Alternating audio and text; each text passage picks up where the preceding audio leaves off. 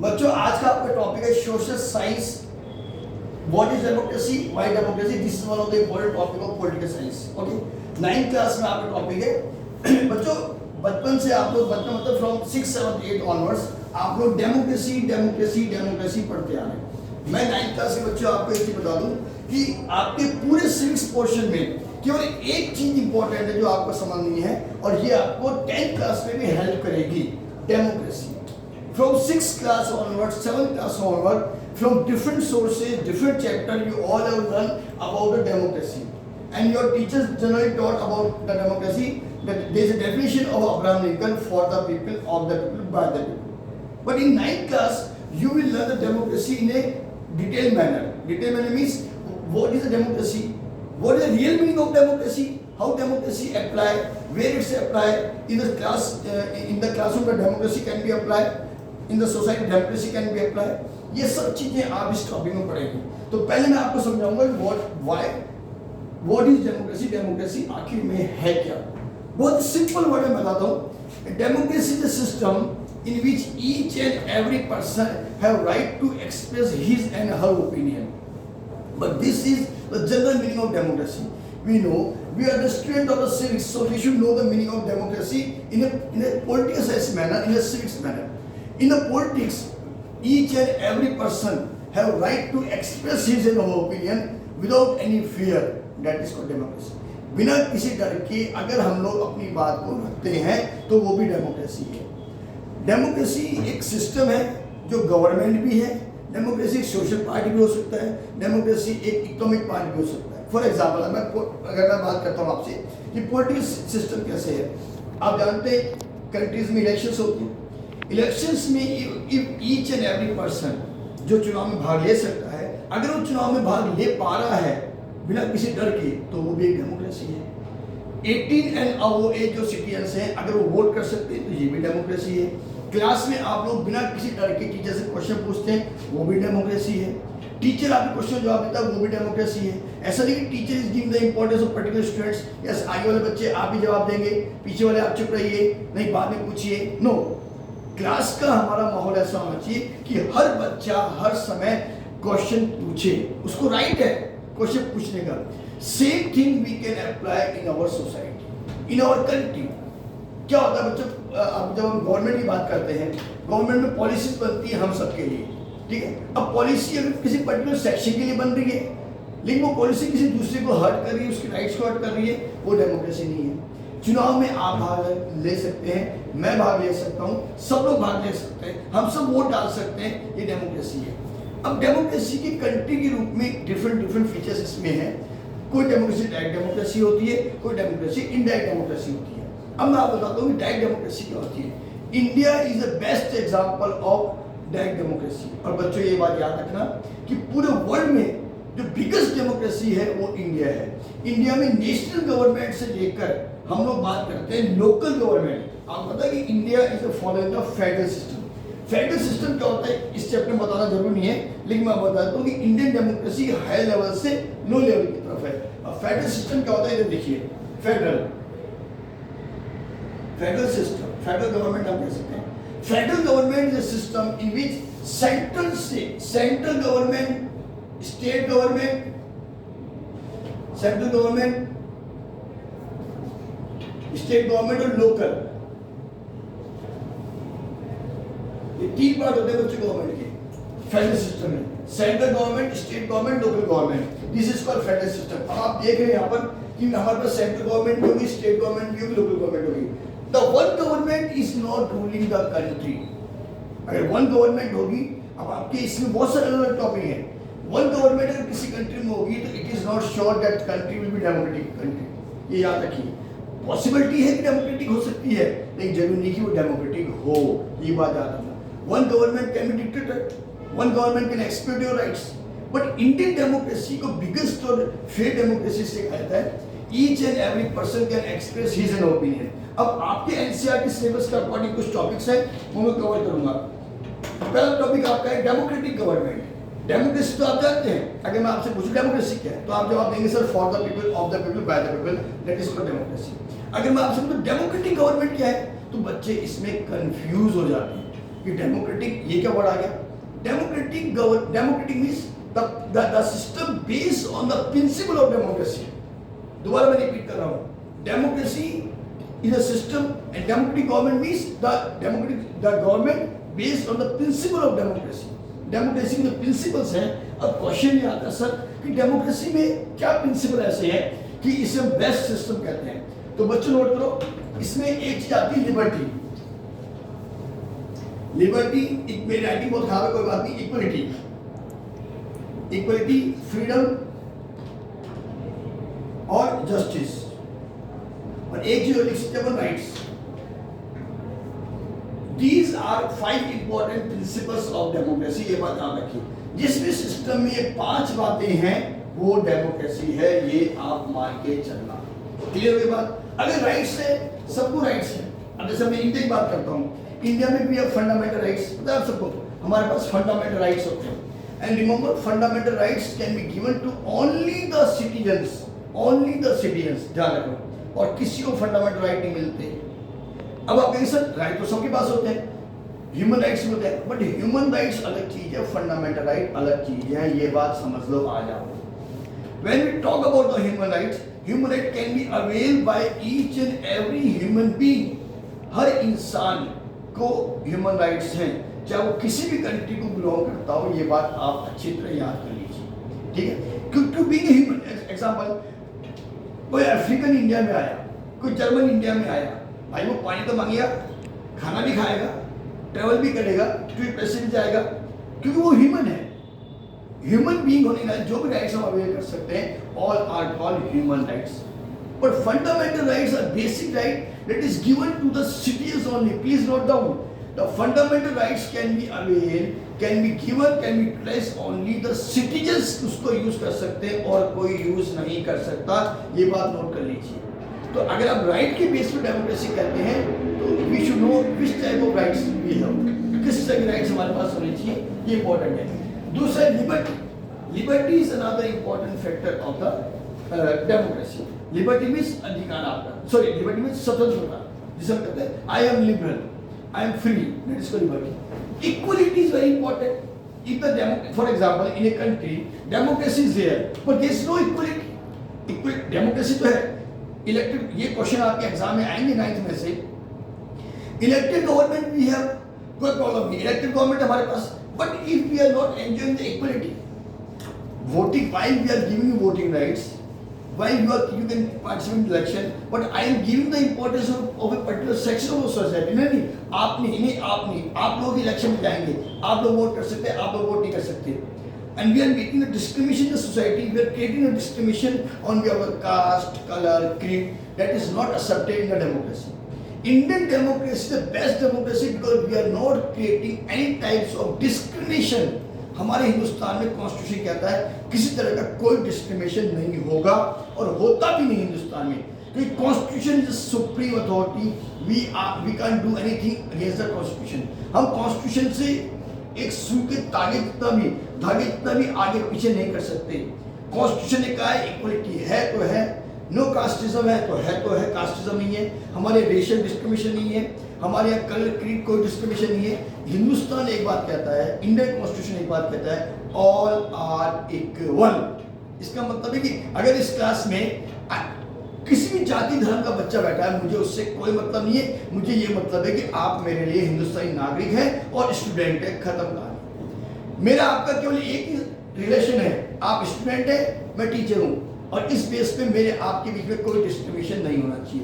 Neither I am not asking to you कि आप कौन जाती हैं, मुझे केवल ये बात से मतलब है कि 9th क्लास के बच्चे मेरे सामने बैठे हैं, मैं उनको पढ़ा रहा हूँ, खत्म कहानी, ठीक है। That is important thing. तो equality is very very important. और इंडियन कॉन्स्टिट्यूशन में हमारे पास फंडामेंटल राइट्स दे रखे, उसमें आर्टिकल 14 to 18 ये राइट टू इक्वलिटी के बारे में ही डिस्क्राइब करता है। फिर आता है, हाँ बच्चों, तो अब इसमें इंपॉर्टेंट में नेक्स्ट ये वो है justice. Justice is also important and integrated part of the democracy. यानी आप सब बच्चे आज ये समझ जाइए कि हम लोग डेमोक्रेसी, व्हाट इज डेमोक्रेसी, हमें क्लियर कर चुके हैं। तो आप सबके दिमाग में ये नहीं होना चाहिए कि इलेक्शंस होते हैं वही डेमोक्रेसी होती है, पॉलिटिकल सिस्टम होता है वही डेमोक्रेसी होती है।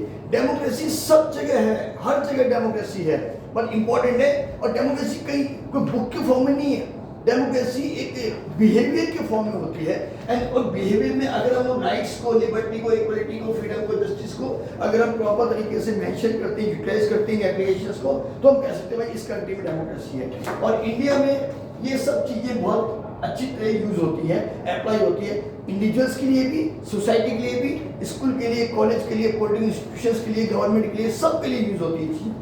अब बात आती है, अब आपके एनसीईआरटी बुक के अकॉर्डिंग अगर चलता हूं तो कुछ टॉपिक है। पहला टॉपिक है democratic government.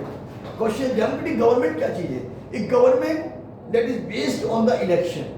Government is form on based of the election. Government जो है चुनाव के बल पे बनती है। हमारे ऐसा नहीं होता कि भाई कि हम किसी को भी गवर्नमेंट बना देते हैं। बाकी इलेक्शंस होते हैं, इलेक्शंस में जो गवर्नमेंट, जो पार्टी जीतती है, और जीतने का मतलब क्या है? जिसको मेजोरिटी मिलती है वो पार्टी अपनी गवर्नमेंट बनाती है। दैट इज कॉल्ड, फिर क्या मतलब है? Democratic election.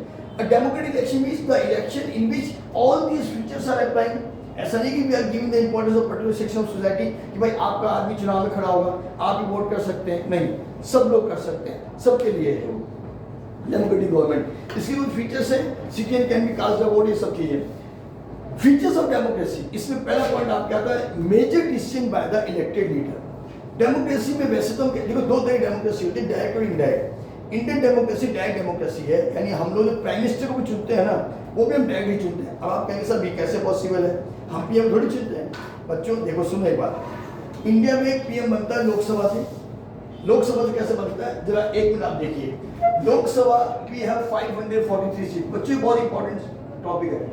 543 सीट्स लोकसभा की है। इसमें से मेजोरिटी जिस पार्टी को मिलती है, मेजोरिटी क्राइटेरिया क्या मतलब होता है? Divide by 2। क्योंकि मेजोरिटी का मतलब सिंपल सा है, बात आज समझ लीजिए। आपकी क्लास में, स्कूल में आपके 40 बच्चे हैं, ठीक है? 40 बच्चों में से राम और श्याम 2 बच्चे हैं, और 2 बच्चे दोनों मॉनिटर बनना चाहते हैं। तो मॉनिटर कैसे बनेंगे? राम को अगर 20 वोट मिलते हैं, श्याम को 20 वोट मिलते हैं, तो कौन मॉनिटर बनेगा? पता नहीं कौन बनेगा, दोनों बराबर हो गए। बट अगर राम को 21 वोट मिल जाते हैं, 21 कैसे आया? डिवाइड करेंगे, इससे 20 आ जाएगा। अगर 1 वोट ज्यादा मिल जाता है इसको, तो ये मॉनिटर बन गया। That is called majority. यानी 50 से अगर 1 वोट भी ज्यादा है तो मेजोरिटी कहलाती है। तो according to Indian constitution, Lok Sabha 543 seats divide by 2, 271.5 member. इसको हम लिखते हैं 272 members. Which party get out of 543, 272 member, that party in majority, और वो पार्टी अपनी गवर्नमेंट बनाती है। तो आपने क्या देखा कि the government is form in the democratic manner.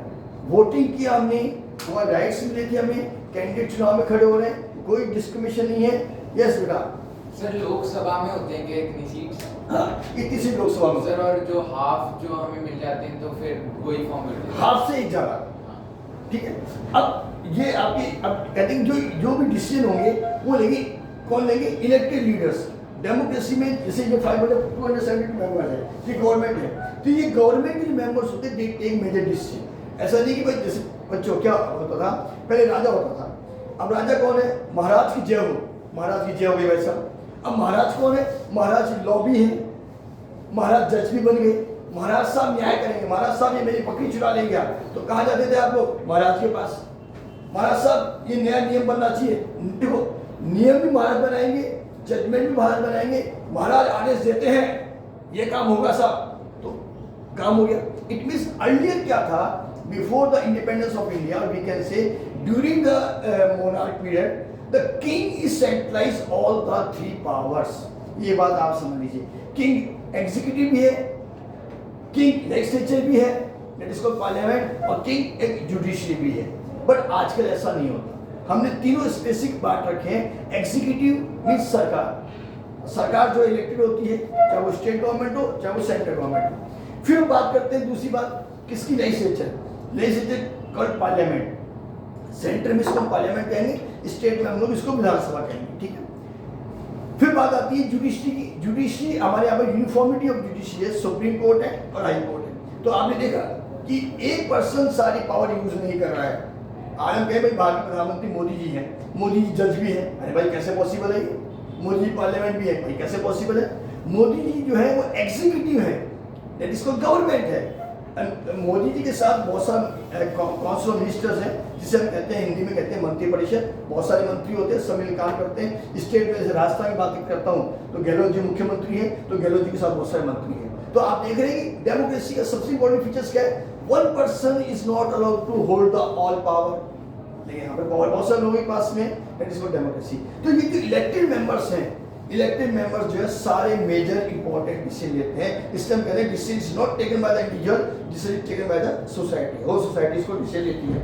तो आपका एक पहला पॉइंट था। दूसरा तरह से democracy based on the free and fair election. देखो इलेक्शन सबसे इंपॉर्टेंट चीज है। अगर इलेक्शंस नहीं हो, मुझे अब आपका क्वेश्चन आता है, एक country is democratic without election, is it possible?